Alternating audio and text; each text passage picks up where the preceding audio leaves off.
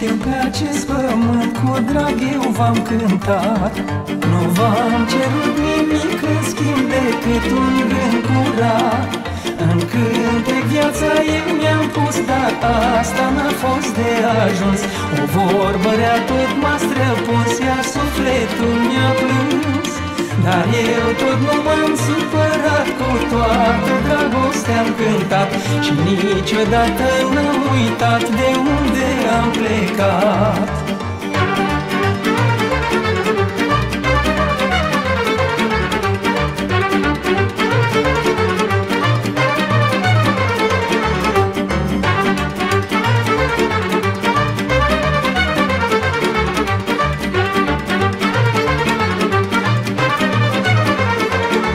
Iar cântecul un dor nestins în suflet l-am purtat.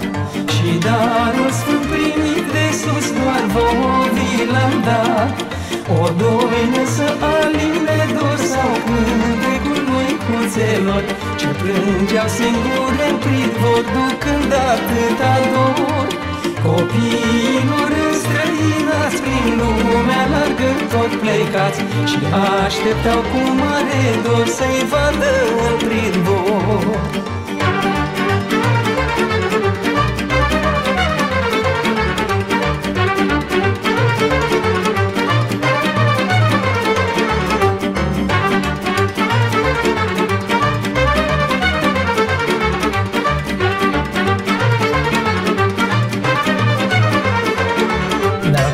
Am ajuns azi unde sunt, doresc să schimb ceva.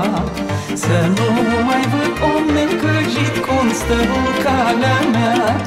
Eu să mă îmbogățesc, nu vreau doar mâna de ajutor să dau la cei săraci și necăjiți, de soartă oropsiți. Voi face tot ce-mi stă în putere să simtă o mângâiere, să le șterg eu lacrima și să-i pot ajuta.